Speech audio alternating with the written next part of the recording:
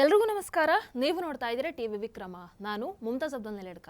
ವೀಕ್ಷಕರೇ, Davanagere by election ticket ಘೋಷಣೆ ಆಗ್ತಾ ಇದ್ದ ಹಾಗೆಯೇ ಒಂದು ದೊಡ್ಡ ಸುದ್ದಿ ಹೊರಗೆ ಬರುತ್ತೆ. ಕಾಂಗ್ರೆಸ್ ಮುಸಲ್ಮಾನರನ್ನ ಕಡೆಗಣಿಸಿಬಿಟ್ಟಿದೆ. 2 ಮುಸ್ಲಿಂ ನಾಯಕರನ್ನ ಅವರ ಪೋಸ್ಟ್ ಇಂದ ಕಾಂಗ್ರೆಸ್ ತೆಗೆದು ಹಾಕಿಬಿಟ್ಟಿದೆ. ಮುಸಲ್ಮಾನರು ಈಗ ಕಾಂಗ್ರೆಸ್ ವಿರುದ್ಧ ನಿಂತು ಬಿಟ್ಟಿದ್ದಾರೆ. ಆ ಎಲೆಕ್ಷನ್ ಸಂದರ್ಭದಲ್ಲಿ ಆಗಿರುವಂತದ್ದಿದೆಲ್ಲ. ಸೊ ಯಾವುದೇ ನ್ಯೂಸ್ ನೋಡಿದ್ರು, ಸೋಷಿಯಲ್ ಮೀಡಿಯಾ ಓಪನ್ ಮಾಡಿದ್ರು ಇದ್ದೇ ಮಾತು. ಆದ್ರೆ ನಿಜವಾಗ್ಲೂ ಕೂಡ ಜನರ ಭಾವನೆನ, ಇದು ರಿಯಾಲಿಟಿನ, ಅಥವಾ ಇದರ ಹಿಂದೆ ಪಕ್ಕಾ ಒಂದು ಗೇಮ್ ಪ್ಲಾನ್ ಇದೆಯಾ? ವೀಕ್ಷಕರೇ, ವಾಸ್ತವವಾಗಿ ಇದು ಎಲೆಕ್ಷನ್ ಮೊದಲೇ ಆಗಿರುವಂತಹ ಕಾಂಗ್ರೆಸ್ಸಿನ ಒಂದು ಗೇಮ್ ಪ್ಲಾನ್ ತರ ಕಾಣಿಸ್ತಾ ಇದೆ. ನೋಡಿ, ಬಾಗಲಕೋಟೆಯಲ್ಲಿ ಸಿದ್ದರಾಮಯ್ಯನವರು ಟಿಕೆಟ್ ಅನ್ನು ಕೊಟ್ಟಿದ್ದು, ಇನ್ನು ದಾವಣಗೆರೆಯಲ್ಲಿ ಡಿ ಕೆ ಶಿವಕುಮಾರ್ ಟಿಕೆಟ್ ಅನ್ನು ಕೊಟ್ಟಿದ್ದು. ದಾವಣಗೆರೆಯಲ್ಲಿ ಟಿಕೆಟ್ ಕೊಟ್ಟ ಕೂಡಲೇ ಮುಸಲ್ಮಾನರು ಕಾಂಗ್ರೆಸ್ಸಿಗೆ ಅಗೇನ್ಸ್ಟ್ ಆಗ್ತಾರೆ. ಯಾಕಂದ್ರೆ ಅಲ್ಲಿ ಮುಸ್ಲಿಂ ನಾಯಕನಿಗೆ ಟಿಕೆಟ್ ಕೊಡಬೇಕಾಗಿರುವಂತಹ ಬೇಡಿಕೆ ಇತ್ತು, ಬಟ್ ಕೊಡ್ಲಿಲ್ಲ. ಅದರಲ್ಲೂ ಕಾಂಗ್ರೆಸ್ಸಿನ ಮುಸ್ಲಿಂ ನಾಯಕರೇ ಕಾಂಗ್ರೆಸ್ಸಿನ ವಿರುದ್ಧ ನಿಂತು ಬಿಡ್ತಾರೆ. ಯಾರು ವಿರುದ್ಧ ನಿಂತಿದ್ದು? ಸಿದ್ದರಾಮಯ್ಯನ ಕ್ಲೋಸ್ ಸರ್ಕಲ್, ಜಮೀರ್ ಅಹ್ಮದ್ ಖಾನ್, ನಜೀರ್ ಅಹ್ಮದ್, ಜಬ್ಬಾರ್, ಇವರೆಲ್ಲರೂ ಕೂಡ ಕಾಂಗ್ರೆಸ್ಸಿಗೆ ಅಗೇನ್ಸ್ಟ್ ಆಗ್ತಾರೆ. ದಾವಣಗೆರೆ ಕ್ಷೇತ್ರದಲ್ಲಿ ಮುಸ್ಲಿಂ ಅಭ್ಯರ್ಥಿಗೆ ನೀವು ಟಿಕೆಟ್ ಕೊಡಬೇಕು ಅಂತ ಜಮೀರ್ ಒತ್ತಾಯವನ್ನ ಮಾಡ್ತಾರೆ. ಟಿಕೆಟ್ ಕೊಟ್ರೆ ಗೆಲ್ಲಿಸೋ ಹೊಣೆ ನೆನದು ಅಂತ ಹೇಳ್ತಾರೆ. ಆದ್ರೆ ಪಕ್ಷ ಸಮರ್ಥ ಶಾಮನೂರ್ ಅವರಿಗೆ ಟಿಕೆಟ್ ಅನ್ನು ಕೊಡುತ್ತೆ. ಮುಸ್ಲಿಂ ನಾಯಕರು, ಮುಸಲ್ಮಾನರು ಎಲ್ಲರೂ ಕೂಡ ಅವತ್ತು ಕಾಂಗ್ರೆಸ್ಗೆ ವಿರುದ್ಧ ಆದರು. ಸಿದ್ದರಾಮಯ್ಯನವರಿಗೆ ಇಲ್ಲಿ ಮುಸಲ್ಮಾನರಿಗೆ ಟಿಕೆಟ್ ಕೊಡೋದಕ್ಕೆ ಆಗ್ತಾ ಇರಲಿಲ್ವಾ? ಅಫ್ಕೋರ್ಸ್ ಆಗ್ತಾ ಇತ್ತು. ಬಟ್ ಯಾಕೆ ಕೊಡ್ಲಿಲ್ಲ? What is the reason? ಕಾರಣ, ಮೊದಲು ಬಜೆಟ್ ಆದ ತಕ್ಷಣ ಸಿದ್ದರಾಮಯ್ಯನವರು ತಮ್ಮ ಸಿಎಂ ಸೀಟನ್ನ ಡಿ ಕೆ ಶಿವಕುಮಾರ್ ಅವರಿಗೆ ಬಿಟ್ಟು ಕೊಡ್ಬೇಕನ್ನುವಂಥದ್ದಿತ್ತು. ಹೌದಾ? ಅದಾದ ನಂತರ ಏನಾಯ್ತು? ಈ ಎಲೆಕ್ಷನ್ ಆದ ಮೇಲೆ ರಿಸಲ್ಟ್ ಬಂದ ಕೂಡಲೇ ಸೀಟನ್ನ ಬಿಟ್ಟು ಕೊಡಬೇಕು ಅಂತ ಆಯ್ತು. ಹಾಗಾಗಿ ಈ ಎಲೆಕ್ಷನ್ ಆದ ನಂತರ no doubt D K Shivakumar ಅವರು ಪಟ್ಟು ಹಿಡಿದು ಕೂತು ಬಿಡ್ತಾರೆ, ಸಿಎಂ ಸೀಟು ನನಗೆ ಬೇಕೇ ಬೇಕು ಅಂತ. ಅದಕ್ಕೆ ಸಿದ್ದರಾಮಯ್ಯನವರು ಒಂದು ಮಾಸ್ಟರ್ ಪ್ಲಾನ್ ಅನ್ನು ಮಾಡ್ತಾರೆ. ಈ ಎಲೆಕ್ಷನ್ ಮುಗಿಯೋದ್ರ ಒಳಗೆ, ರಿಸಲ್ಟ್ ಬರೋದ್ರ ಒಳಗೆ ಕರ್ನಾಟಕ ಕಾಂಗ್ರೆಸ್ ಒಳಗೆ ಒಂದು ದೊಡ್ಡ ಸಮಸ್ಯೆಯನ್ನ ಸೃಷ್ಟಿ ಮಾಡಿ ಬಿಡುವಂಥದ್ದು. ಸಮಸ್ಯೆ ಸೃಷ್ಟಿ ಮಾಡೋದು ಎಷ್ಟರ ಮಟ್ಟಿಗೆ ಅಂತಂದ್ರೆ, ಈಗ ಇರುವಂತಹ ಅಹಿಂದ ನಾಯಕ ಸಿದ್ದರಾಮಯ್ಯನವರನ್ನ ಕಾಂಗ್ರೆಸ್ ಹೈಕಮಾಂಡ್ ಕೈ ಬಿಟ್ಟರೆ ಮುಂದೆ ಕರ್ನಾಟಕದಲ್ಲಿ ಕಾಂಗ್ರೆಸ್ಗೆ ಬಹಳ ದೊಡ್ಡ ಸಮಸ್ಯೆ ಇದೆ ಅಂತ ಅನ್ನಿಸೋ ಮಟ್ಟಿಗೆ ಆ ಒಂದು ಮೆಸೇಜ್ ಹೈಕಮಾಂಡ್ಗೆ ಹೋಗೋ ರೀತಿ ಇವರೊಂದು ಗೇಮ್ ಪ್ಲಾನ್ ಅನ್ನ ಮಾಡ್ತಾರೆ. ಇದು ಒಂದು ಪ್ಲಾನ್ ಆದ್ರೆ, ಮತ್ತೊಂದು ಕಡೆ ಈ ಒಂದೇ ಕಲ್ಲಿಗೆ 2 ಹಕ್ಕಿಯನ್ನು ಹೊಡೆಯೋದು ಅಂತ ಹೇಳ್ತಾರಲ್ವಾ, ಹಾಗೆ ಮತ್ತೊಂದು ಕಡೆ ಡಿ ಕೆ ಶಿವಕುಮಾರ್ ಅವರನ್ನ ಮುಸಲ್ಮಾನರ ವಿರುದ್ಧ ಎತ್ತಿ ಕಟ್ಟುವಂಥದ್ದು, ಮುಸಲ್ಮಾನರು ಡಿ ಕೆ ಶಿವಕುಮಾರ್ ಅವರನ್ನ ಅಗೇನ್ಸ್ಟ್ ಮಾಡೋ ಹಾಗೆ ಮಾಡೋದು. ಅದಕ್ಕೆ ಇಲ್ಲಿ ಜಮೀರ್ ಅಹ್ಮದ್ ಖಾನ್ ಕೂಡ ಈ ಆಟವನ್ನ ಆಡಿದ್ದು. ಅಲ್ಲಿ ಪ್ರಚಾರಕ್ಕೆ ಹೋಗದೆ ಇರುವಂಥದ್ದು ಎಲ್ಲವನ್ನ ಮಾಡ್ತಾರೆ, ಎಲ್ಲ ಆಟವನ್ನ ಆಡ್ತಾರೆ. ಮಂಗಳವಾರ ಬೆಳಿಗ್ಗೆ ಹೋಗಿ ಇದೇ ಜಮೀರ್ ಅಹ್ಮದ್ ಖಾನ್ ಸಿದ್ದರಾಮಯ್ಯನವರನ್ನ ಭೇಟಿ ಮಾಡಿದ್ದಾರೆ. ಏನಿದೆ ಹಾಗಾದ್ರೆ? ನೋಡಿಗ ಕಾಂಗ್ರೆಸ್ನಲ್ಲಿ ಆಗ್ತಾ ಇರುವಂತಹ ಬೆಳವಣಿಗೆಯನ್ನು ನೋಡಿದ್ರೆ, ನಾಳೆ ದಿನ ಡಿ ಕೆ ಶಿವಕುಮಾರ್ ಅವರ ಮಾತನ್ನ ಕೇಳಿ ಜಮೀರ್ ಅಹ್ಮದ್ ಖಾನ್ ಅವರನ್ನ ಹೈಕಮಾಂಡ್ ತೆಗೆದು ಹಾಕಬಹುದು. ಹಾಗೆ ಬೈ ಚಾನ್ಸ್ ತೆಗೆದ್ರು ಅಂತ ಅಂದುಕೊಳ್ಳಿ, ಏನಾಗತ್ತೆ? ಇಡೀ ಮುಸ್ಲಿಂ ಸಮುದಾಯ ಕಾಂಗ್ರೆಸ್ ಅನ್ನ ವಿರೋಧ ಮಾಡುತ್ತೆ. ಆಗ ಸಿದ್ದರಾಮಯ್ಯನವರು ಅವರ ಗೇಮ್ ಅನ್ನ ಸ್ಟಾರ್ಟ್ ಮಾಡ್ಕೊಳ್ತಾರೆ.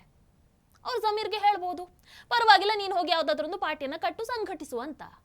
ಆಗ ಈ ಕಡೆ ಕಾಂಗ್ರೆಸ್ ಇದು ದೊಡ್ಡ ಹೊಡೆತವನ್ನ ಕೊಡುತ್ತೆ. ಆಗ ನೋ ಡೌಟ್ ಎಲ್ಲ ಮುಸಲ್ಮಾನರು ಡಿ ಕೆ ಶಿವಕುಮಾರ್ ಅವರ ಅಗೇನ್ಸ್ಟ್ ನಿಲ್ತಾರೆ.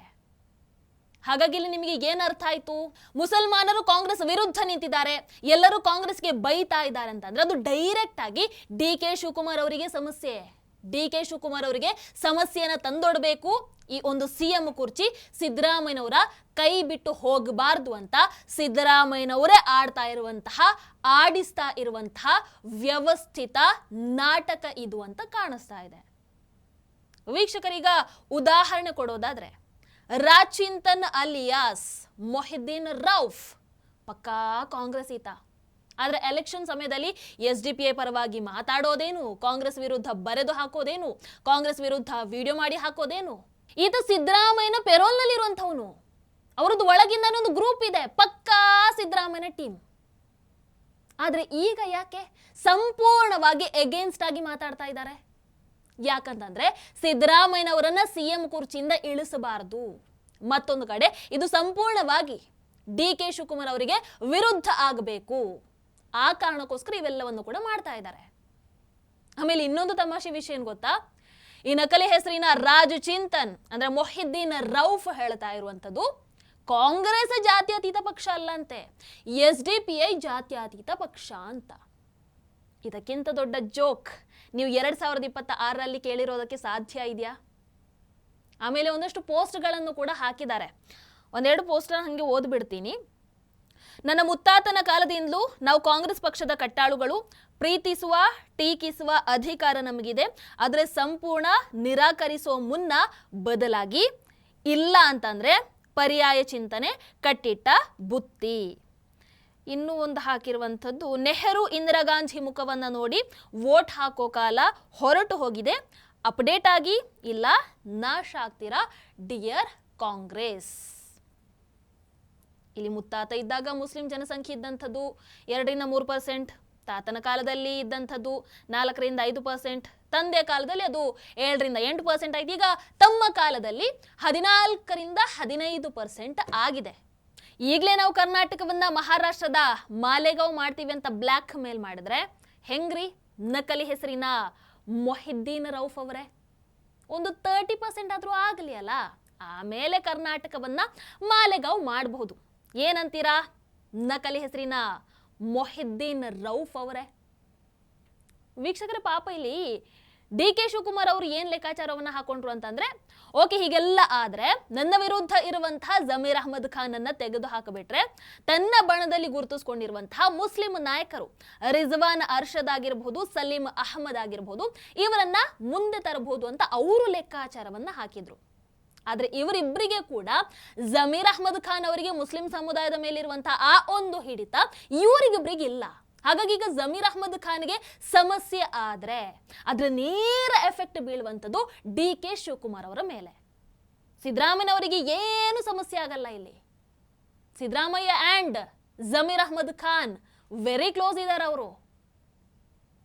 ಹಾಗಾಗಿ ನಾನು ಆಗ್ಲೇ ಹೇಳಿದ ಹಾಗೆ ನಾಳೆ ದಿನ ಜಮೀರ್ ಅಹ್ಮದ್ ಖಾನ್ ಅವರೇ ಇಲ್ಲಿ ರಿಸೈನ್ ಮಾಡ್ತಾರ ಅಥವಾ ಹೈಕಮಾಂಡ್ ಅವರನ್ನ ತೆಗೆದು ಹಾಕುತ್ತೋ ಗೊತ್ತಿಲ್ಲ. ಏನೇ ಆದ್ರೂ ಅದರ ಫುಲ್ ಎಫೆಕ್ಟ್ ಬೀಳುವಂಥದ್ದು DK ಶಿವಕುಮಾರ್ ಅವರಿಗೆ ಮಾತ್ರ.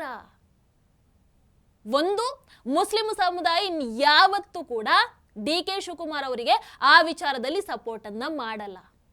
ಮುಸಲ್ಮಾನರು ಸಪೋರ್ಟಿಗೆ ಬರಲ್ಲ DK ಶಿವಕುಮಾರ್ ಅವರಿಗೆ. ಎರಡನೇದಾಗಿ ಜಮೀರ್ ಅಹ್ಮದ್ ಖಾನ್ ಅವರು ಪಕ್ಷದಿಂದ ಹೊರಗೆ ಹೋದ್ರು, ಅವರು ಹೊರಗೆ ಹೋಗಿ ಒಂದು ಹೊಸ ಪಕ್ಷವನ್ನ ಕಟ್ಟಬಹುದು. ಆಗ ಇಲ್ಲಿ DK ಶಿವಕುಮಾರ್ ಅವರು ಮುಖ್ಯಮಂತ್ರಿ ಆದ್ರೂ ಸಿದ್ದರಾಮಯ್ಯ ಅವರು ಏನು ಮಾಡ್ತಾರೆ, ಜಮೀರ್ ಅಹ್ಮದ್ ಖಾನ್ ಅವರ ಆ ಪಕ್ಷದ ಜೊತೆಗೆ ಹೋಗಿ ಸೇರ್ಕೊಳ್ತಾರೆ. ಅಹಿಂದ ಸಂಪೂರ್ಣವಾಗಿ ಸಿದ್ದರಾಮಯ್ಯ ಅವ್ರ ಜೊತೆಗೆ ಹೋಗುತ್ತೆ.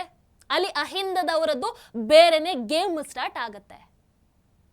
ಇಲ್ಲಿ ಆಲ್ರೆಡಿ ಅಲ್ಪಸಂಖ್ಯಾತರು ಹೆಂಗು ಎಗೇನ್ಸ್ಟ್ ಇದ್ದಾರೆ ಕಾಂಗ್ರೆಸ್ಸಿಗೆ. ಇನ್ನು ಸಿದ್ದರಾಮಯ್ಯನವರು ಕೂಡ ಇಲ್ಲದಿದ್ರೆ ಕಾಂಗ್ರೆಸ್ ಅಲ್ಲಿ ಆ ಸಿದ್ದರಾಮಯ್ಯನವ್ರ ವೋಟ್ ಕೂಡ ಅವರಿಗೆ ಬರ್ತಾ ಇದ್ದಂತಹ ವೋಟರ್ಸ್ ಇದ್ದಾರಲ್ವಾ, ಅವರು ಕೂಡ ಕಾಂಗ್ರೆಸ್ಗೆ ಇಲ್ಲದಿದ್ರೆ ಕಾಂಗ್ರೆಸ್ಗೆ ಇದು ದೊಡ್ಡ ಲಾಸ್ ಆಗುತ್ತೆ. ಇಲ್ಲಿ ಹೇಗೆ ಅವತ್ತು ಸಿದ್ದರಾಮಯ್ಯನವರು ಪ್ಲಾನ್ ಮಾಡಿ ಕುಮಾರಸ್ವಾಮಿ ಅವರನ್ನ ಕೆಳಗಿಳಿಸೋದಕ್ಕೆ 17 ಮಂದಿಯನ್ನ ಮುಂಬೈಗೆ ಕಳಿಸಿದ್ರು, ಹಾಗೆ ಈಗಲೂ ಕೂಡ ಇದು ಸಿದ್ದರಾಮಯ್ಯನವರೇ ಮಾಡ್ತಾ ಇರುವಂತದ್ದು. DK ಶಿವಕುಮಾರ್ ಅವರನ್ನ CM ಕುರ್ಚಿಯಿಂದ ದೂರ ಇಡೋದಕ್ಕೆ ಇದು ಸಿದ್ದರಾಮಯ್ಯನವರದ್ದೇ ಮಾಸ್ಟರ್ ಪ್ಲಾನ್ ತರ ಕಾಣಿಸ್ತಾ ಇದೆ. ಹಾಗಾಗಿ ಇವೆಲ್ಲವನ್ನ ನೋಡ್ತಾ ಇದ್ರೆ DK ಶಿವಕುಮಾರ್ ಇನ್ನು CM ಕುರ್ಚಿ ಆಸೆಯನ್ನ ಬಿಡಲೇಬೇಕು ಅಂತ ಅನ್ನಿಸ್ತಾ ಇದೆ. ಯಾಕಂದ್ರೆ ಕಾಂಗ್ರೆಸ್ ಒಳಗೆ ಇಷ್ಟೆಲ್ಲ ಸಮಸ್ಯೆ ಆಗ್ತಾ ಇರುವಾಗ ಈ ಗೊಂದಲಗಳ ಮಧ್ಯದಲ್ಲಿ CM ಬದಲಾವಣೆ ಮಾಡುವಂಥದ್ದು ಸಾಧ್ಯನೇ ಇರಲ್ಲ. ಹೈಕಮಾಂಡ್ ಆ ರಿಸ್ಕಿಗೆ ಕೈಯನ್ನ ಹಾಕತ್ತಾ? ಅದಕ್ಕೆ ಸಿದ್ದರಾಮಯ್ಯನವರು ಪಕ್ಕಾ ಶಿಷ್ಯ ಆಗಿರುವಂತಹ ಜಮೀರ್ ಅಹ್ಮದ್ ಖಾನ್ ಎಲ್ಲದಕ್ಕೂ ಕೂಡ ಈಗ ರೆಡಿ ಆಗಿರುವಂಥದ್ದು. DK ಶಿವಕುಮಾರ್ ಅವರು CM ಆಗೋದು ಅವರಿಗೂ ಇಷ್ಟ ಇಲ್ಲ ಜಮೀರ್ ಅಹ್ಮದ್ ಖಾನ್ ಅವರಿಗೆ. ಅಂಡ್ ಅವರಲ್ಲಿ ಇದನ್ನ ಓಪನ್ ಆಗಿ ಹೇಳಿರೋರು ಕೂಡ. ಸೊ ಇದೆಲ್ಲವೂ ಕೂಡ ಸಿದ್ದರಾಮಯ್ಯನವರ ಗೇಮ್ ಪ್ಲಾನ್. ವೀಕ್ಷಕರು 2 ಕಡೆ ಎಲೆಕ್ಷನ್ ಆಯ್ತು. ಬಾಗಲಕೋಟೆದು ಸಿದ್ದರಾಮಯ್ಯನವರಿಗೆ ಕೊಟ್ಟಿದ್ರು, ದಾವಣಗೆರೆದು DK ಶಿವಕುಮಾರ್ ಅವರಿಗೆ ಕೊಟ್ಟಿದ್ರು. ಇಲ್ಲಿ ನಜೀರ್ ಅಹ್ಮದ್ ನನ್ನ ಬಾಗಲಕೋಟೆಗೆ ಕಳಿಸಿ ಕೊಟ್ಟಿದ್ದೇ ಸಿದ್ದರಾಮಯ್ಯನವರು, ಅದ್ರ ಇನ್ಚಾರ್ಜ್ ಅವರಿಗೆ ಕೊಟ್ಟಿದ್ದೇ ಸಿದ್ದರಾಮಯ್ಯನವರು. ಈಗ ಅದೇ ಸಿದ್ದರಾಮಯ್ಯನವರು ಆತನನ್ನ ಪಕ್ಷದಿಂದ ತೆಗೆಯೋದಕ್ಕೆ ಸಾಧ್ಯ ಇದೆಯಾ? ತೆಗೆದು ಹಾಕ್ತಾರಂತಂದ್ರೆ ಏನ್ ಅರ್ಥ? ಏನ್ ಗೇಮ್ ಇದು? ಅಲ್ಲ ನೀವೇ ಒಂದು ಬಾರಿ ಯೋಚನೆ ಮಾಡಿ. ಜಮೀರ್ ಅಹ್ಮದ್ ಖಾನ್ ಅವರ ಪಕ್ಕಾ ಶಿಷ್ಯರು ಜಬ್ಬಾರ್ ಆಗಿರಬಹುದು, ನಜೀರ್ ಆಗಿರಬಹುದು, ಇವರನ್ನ ಸಿದ್ದರಾಮಯ್ಯನವರು ತೆಗೆಯೋದಕ್ಕೆ ಬಿಡುತ್ತಾರಾ? ಸಾಧ್ಯನೇ ಇಲ್ಲ. ಅಂದ್ರೆ ಇದೊಂದು ಪಕ್ಕಾ ಪ್ಲಾನ್ಡ್ ಗೇಮ್. ಡಿ.ಕೆ. ಶಿವಕುಮಾರ್ ಅವರನ್ನ ಸಿಎಂ ಕುರ್ಚಿಯಿಂದ ಹೊರಗೆ ಇಡೋದಕ್ಕೆ. ಆದ್ರೆ ಚಾಣಾಕ್ಷ ಡಿ.ಕೆ. ಶಿವಕುಮಾರ್ ಅವರಿಗೆ ಇದು ಅರ್ಥನೇ ಆಗ್ಲಿಲ್ಲ ಪಾಪ. ವೀಕ್ಷಕರಲ್ಲಿ ಈ ಗೇಮ್ನಲ್ಲಿ ಡಿ.ಕೆ. ಶಿವಕುಮಾರ್ ಅವರು ಈಗ ಮುಸಲ್ಮಾನರನ್ನ ಹೆಂಗೋ ಎಗೇನ್ಸ್ಟ್ ಮಾಡ್ಕೊಂಡಿದ್ದಾಯ್ತು. ಇನ್ನು ಏನು ಮಾಡೋದಕ್ಕಾಗಲ್ಲ ಅವರಿಗೆ. Damage is done. ಇನ್ನು ನಾಳೆ ಡಿ.ಕೆ. ಶಿವಕುಮಾರ್ ಅವರನ್ನ ಸಿಎಂ ಮಾಡಿದ್ರೆ ಇಡೀ ಮುಸ್ಲಿಂ ಸಮುದಾಯ ಡಿ.ಕೆ. ಶಿವಕುಮಾರ್ ಅವರಿಗೆ ಎಗೇನ್ಸ್ಟ್ ಆಗತ್ತೆ. ಮೇ ಬಿ ಸಿದ್ದರಾಮಯ್ಯನವರಿಗೆ ಫ್ಯೂಚರ್ ಅಲ್ಲಿ ಬೇರೆ ಪಕ್ಷ ಕಟ್ಟುವಂತಹ ಪ್ಲಾನ್ ಇತ್ತ ಜಮೀರ್ ಅಹಮದ್ ಖಾನ್ ಅವ್ರ ಜೊತೆಗೆ, ಅದು ಗೊತ್ತಿಲ್ಲ. ಸೊ ಆಗ ಏನಾಗತ್ತೆ, ಇವತ್ತು ಕಾಂಗ್ರೆಸ್ನಲ್ಲಿ ಹೆಂಗೂ ಕೂಡ ಮುಸಲ್ಮಾನರವರ ವಿರುದ್ಧ ನಿಂತ್ರೆ ಮುಂದೆ ಸಿದ್ದರಾಮಯ್ಯನವರು ಹೊಸ ಪಕ್ಷವನ್ನ ಕಟ್ಟಿದ್ರೆ ಒಳ್ಳೇದಾಗೋದು ಯಾರಿಗೆ? ಸಿದ್ದರಾಮಯ್ಯನವರಿಗೆ. ಸಂಪೂರ್ಣ ಅಹಿಂದ ನಾನು ಆಗ್ಲೇ ಹೇಳಿದ ಹಾಗೆ ಸಿದ್ದರಾಮಯ್ಯನವರ ಜೊತೆಗೆ ಹೋಗುತ್ತೆ. ಹಾಗಾಗಿ ಈ ಪ್ಲಾನ್ ಏನಿದೆ ಇದು ಪಾಸ್ ಆದ್ರೂ ಸಿದ್ದರಾಮಯ್ಯನವರಿಗೆ ಲಾಭ, ಬೈ ಚಾನ್ಸ್ ಪಾಸ್ ಆಗ್ಲಿಲ್ಲ ಅಂತ ಅಂದ್ರೂ ಕೂಡ ಆಗ ಪಕ್ಷ ಕಟ್ಟುವಂತ ಆಪ್ಷನ್ ಕೂಡ ಅವರಿಗೆ ಸಿಗುತ್ತೆ, ಅಲ್ಲೂ ಸಿದ್ದರಾಮಯ್ಯನವರಿಗೆ ಲಾಭ. ಕಾಂಗ್ರೆಸ್ನ ಚಾಣಕ್ಯ ಅಂತ ಕರೆಸಿಕೊಂಡಿರುವಂತಹ ಡಿ.ಕೆ. ಶಿವಕುಮಾರ್ ಅವರಿಗೆ ಇದು ಅರ್ಥನೇ ಆಗ್ಲಿಲ್ಲ. ಅರ್ಥ ಆಗದ ರೀತಿಯಲ್ಲಿ ಸಿದ್ದರಾಮಯ್ಯನವರ ಬಣ ಒಂದು ಒಳ್ಳೆ ಆಟವನ್ನು ಆಡಿದ್ದಾರೆ. ಡಿ.ಕೆ. ಶಿವಕುಮಾರ್ ಅವರನ್ನ ಕೆಳಗೆ ಹಾಕುವಂತಹ ಗೇಮ್ ಇದು. ಇನ್ನು ಡಿ.ಕೆ. ಶಿವಕುಮಾರ್ ಅವರ ಜೊತೆಗೆ ಮುಸಲ್ಮಾನರು ನಿಲ್ಲಲ್ಲ. ಈಗಲೂ ಮುಸಲ್ಮಾನರು ಹೇಳ್ತಾ ಇರುವಂತದ್ದೇನು, ನಮಗೆ ಬೇರೆ ವಿಧಿ ಇಲ್ಲದೆ ನಾವು ಕಾಂಗ್ರೆಸ್ಗೆ ಸಪೋರ್ಟ್ ಅನ್ನ ಮಾಡ್ತಾ ಇರುವಂತದ್ದು. ಬಿಜೆಪಿಗೆ ಹೆಂಗೂ ಸಪೋರ್ಟ್ ಮಾಡೋದಕ್ಕಾಗಲ್ಲ. ಇನ್ನು JDS ಅವರು ಕೂಡ ಬಿಜೆಪಿ ಜೊತೆಗೆ ಇರೋದ್ರಿಂದ ಅವರ ಜೊತೆಗೂ ಮುಸಲ್ಮಾನರು ನಿಲ್ಲಲ್ಲ. So only option is Congress. By chance ಈಗ ಕಾಂಗ್ರೆಸ್ ಹೊರತುಪಡಿಸಿ ಈ OWೈಸಿ ರೀತಿಯಾದಂತಹ ಪಕ್ಷ ಕರ್ನಾಟಕದಲ್ಲಿ ಬಂದ್ರೆ, ನೀವು ಹೆಂಗೂ ಮಾಲೆಗಾವ್ನಲ್ಲಿ ನೋಡಿದ್ರಲ್ವಾ, ಅಲ್ಲಿನ ಮುಸಲ್ಮಾನರು ಕಾಂಗ್ರೆಸ್ ಅನ್ನ ಬಿಟ್ಟು ಇಸ್ಲಾಂ ಹಾಗೆ OWೈಸಿ ಪಕ್ಷಕ್ಕೆ ವೋಟ್ ಅನ್ನ ಹಾಕಿದ್ರು. ನಾನು ಯಾವಾಗ್ಲೂ ಹೇಳೋದು ಇದನ್ನೇ, ಮುಸಲ್ಮಾನರಿಗೆ Congress is just an option, just an option. ನಾಳೆ ದಿನ ಬೇರೆ ಯಾರಾದ್ರೂ ಬಂದ್ರೆ ಮುಸಲ್ಮಾನರು ಅವರಿಗೆ ವೋಟ್ ಅನ್ನ ಹಾಕ್ತಾರೆ, ಕಾಂಗ್ರೆಸ್ ಕಡೆ ತಿರುಗು ನೋಡಲ್ಲ. ಸೊ ಈಗ ಜಮೀರ್ ಅಹಮದ್ ಖಾನ್ ಹೊಸ ಪಾರ್ಟಿಯನ್ನ ಕಟ್ಟಿದ್ರು ಅಂತ ಅಂದುಕೊಳ್ಳಿ, ಪಕ್ಕಾ ಜಮೀರ್ ಅಹಮದ್ ಖಾನ್ಗೆ ಎಲ್ಲ ಮುಸಲ್ಮಾನರ ವೋಟ್ ಹೋಗೇ ಹೋಗುತ್ತೆ. ಇಲ್ಲಿ ಸಿದ್ದರಾಮಯ್ಯನವರ ಈ ಗೇಮ್ ಪ್ಲಾನ್ ಸಕ್ಸಸ್ ಆಗದೇ ಇದ್ರೆ ಆಗ ಸಿದ್ದರಾಮಯ್ಯನವರು ಕೂಡ ಅವ್ರ ಜೊತೆಗೆ ಹೋಗಿ ಸೇರ್ಕೊಂಡ್ರೆ ಆಮೇಲಿರೋ ಆಟ ಯೋಚನೆ ಮಾಡಿ.